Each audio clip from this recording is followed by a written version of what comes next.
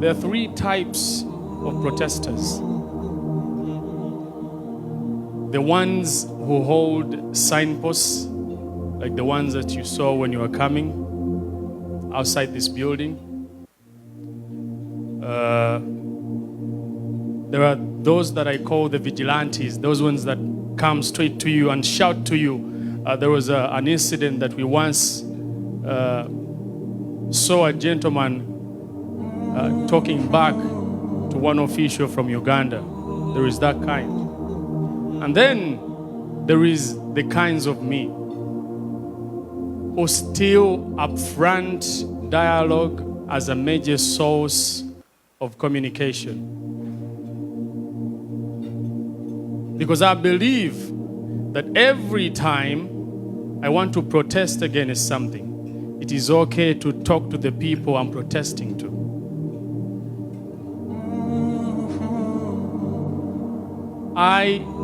Like I said in the morning,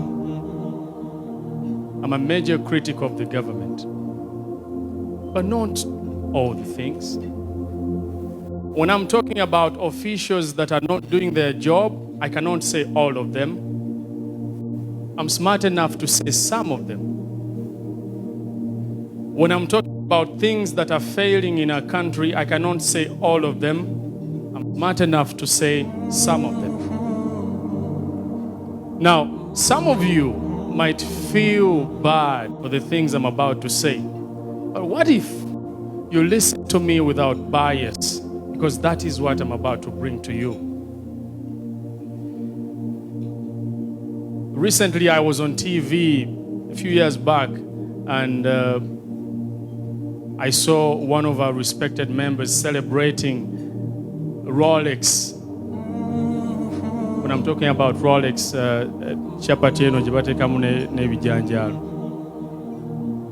he was celebrating in Gagam. It's a very good thing for tourism. And in my mind, I was sitting behind and said to myself, is that the best we can do? When people here ask me about Uganda, I show them the great animals that we have, the lakes, the mountains, to corrupt their minds so that they go and see what is in what? Our country. Simply because if I let them Google for themselves, these are the things they will find. People protesting against taxes. People protesting against officers who are stealing money from the government. Poor pay for the teachers.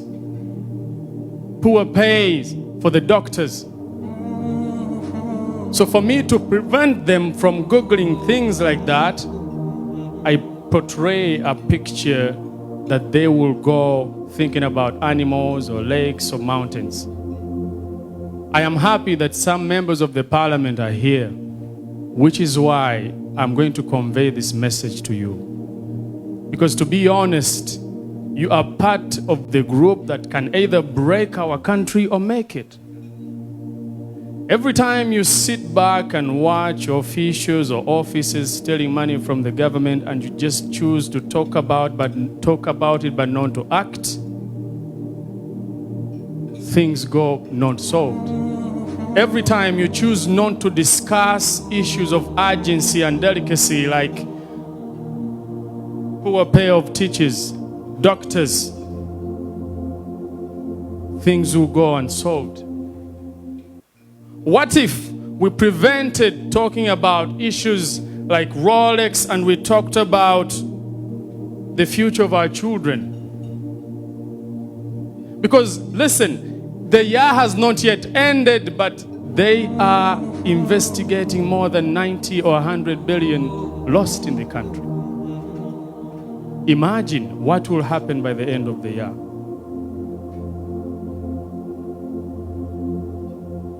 So your job as members of parliament is to sit down and project, reflect what will happen after you have left your positions of power. How will people remember you? Today, this morning, I asked the question, what makes a legend? Is it what you do when you're still alive or how people remember you when you're dead? When you sit down and reflect on the things you do in the August house, are you proud of them? When you are watching our brothers and sisters dying from Arab countries, some of them, and you choose not to discuss issues like that, are you proud of that? When you talk about roads and do something that is just close to a road, are you proud of that?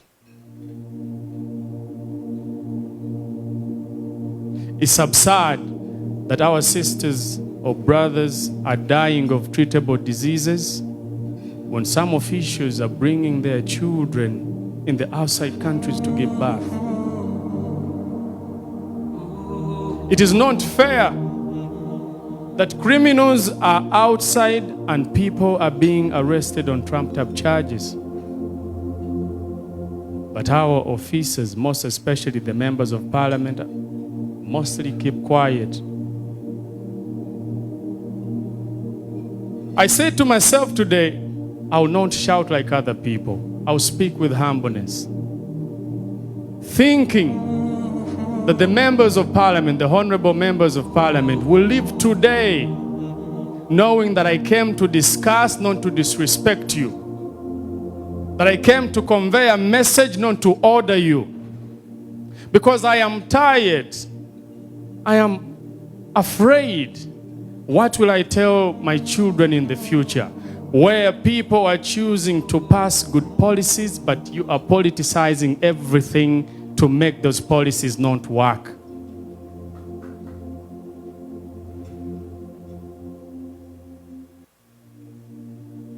The opposition, I do not know if we have anyone from the opposition.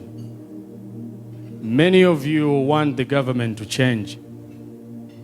I have to admit, I am one of those guys.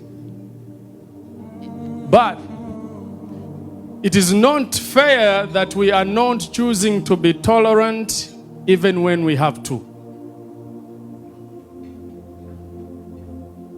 Because the only way we will have a peaceful transition, if that time comes, is if we choose to discuss with each other, is if we choose to sit down and talk like mature people. Kuba naye nkoyo okwevuma, nkoyo okwesika. I always have a lot to say, but obudde bwatukutte, I'm choosing to stop here, not because I want. I'm choosing to stop here, but because it is the right thing. N'abantu abalala boogere. I am the kind of person atayagala kwefuula mulungi omu.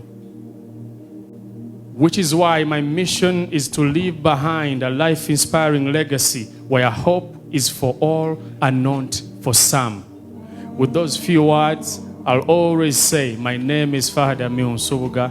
Assalamu alaikum wa rahmatullahi wa barakatuh.